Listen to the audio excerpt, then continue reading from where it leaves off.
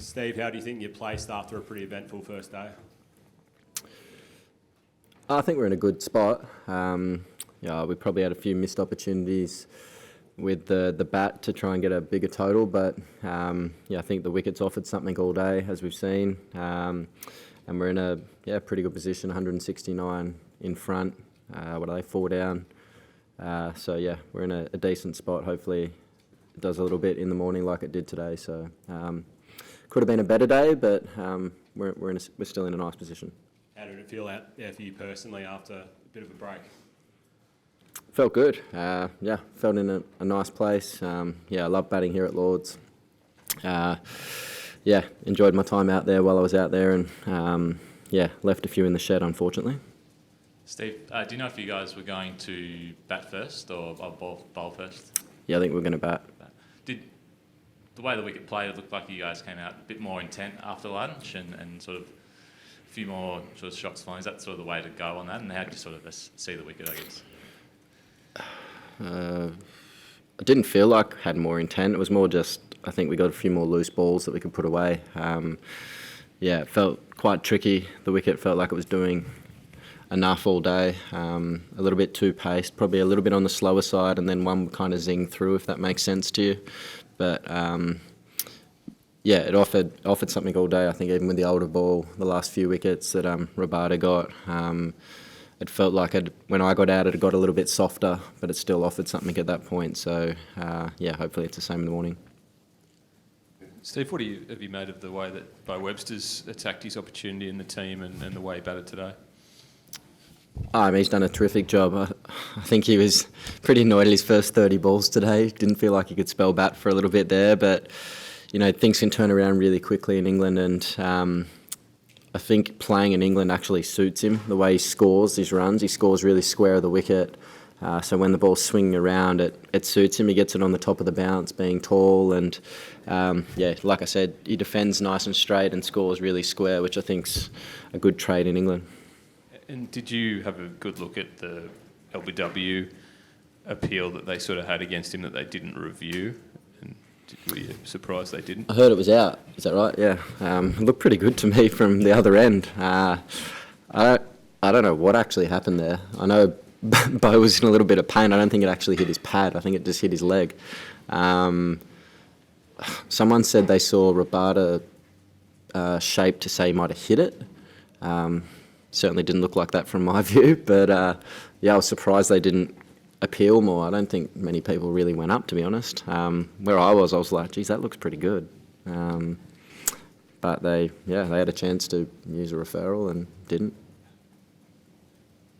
Put your hand right up. Guys can see with it. So what was the discussion after you were out, before you went out to bowl? Did you have a chat? Was there a bit of give some words before you went back out to bowl?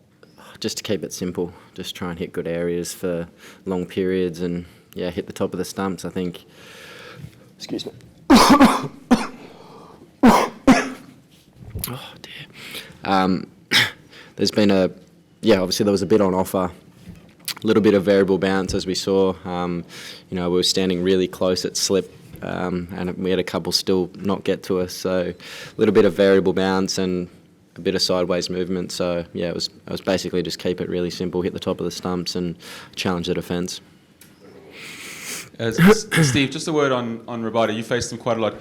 This might sound strange, but what makes him good? Because he's not particularly fast. He doesn't really move it around. He doesn't really have something unique about him. But he obviously gets a lot of wickets and is very good. What is it about him? I wouldn't say he doesn't move it around. Okay. I think he's got good skills. He can shape the ball away, can nibble it both ways. He's relentless. He's always at you. He's always up for the challenge. He charges in all day, and his record speaks for itself, doesn't it? He's a quality bowler and showed that again today. Steve, is there anything you learnt from your lesson today that you might do differently in the second innings when you get a bat in the second innings? Don't nick the part-time off-spinner. Down the slope. I'm still trying to fathom how I've done that. But, don't do that. And then, I don't know, just play what's in front of us. Might take a bit more spin as the game wears on. It's pretty dry. I don't know, the seam might go down as the game goes on as well, potentially. So I think the bounce is going to be variable throughout the game, as we've seen already on day one. So, just play what's in front of us, and hopefully we can get a few early ones in the morning and sort of go through them and have a bit of a lead. That's the ideal scenario for us right now. Steve, last time you were here for a test match, obviously you came up against a batting side that came at you a little bit harder than perhaps happened today. Were you surprised by how South Africa let you guys bowl to them a bit in the way they did? I thought the guys bowled pretty well, to be fair. It's not the easiest surface to just come out and try and wallop it either. I think the couple of times they went at it and tried to drive the ball, we got the edges. So a couple of them played quite nicely when they were late and defending under their eyes. It was pretty, difficult to get out, I suppose, for them at that stage. So, it's the kind of wicket, I think, where you've got to be solid in defence, and then when you get a loose ball, pounce on it. That's key. So, the boys bowled really well tonight. In terms of how the ball, is the ball, do you sense it's going softer? Obviously, you guys had a tough time at the top of your innings getting through it. Do you think getting through the first 20-odd overs makes a big difference? Yeah, what are we at, 20-something right now? I'd say probably 40 maybe, it gets a bit softer. It's kind of general in every game almost that we play, particularly because the surface is a little bit abrasive as well. But even when it got soft, Beau was out there at that stage and he said it was still offering something as well. So, that might change as the game goes on. But, it was a day one wicket, but we'll see. Steve, it probably feels like a long time ago, but Marnus in the opening role, how do you alter his expectations given the trickiness of the conditions, and what was the sort of pass mark for him in that role today?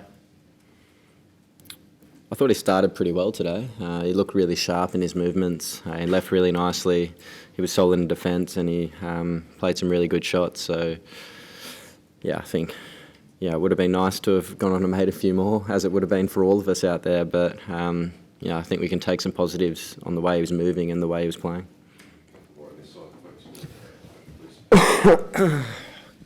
Steve, were you guys surprised at all at, the way the surface played relative to how it looked? It looked pretty, straw-coloured, but were you expecting it to do a bit before the game?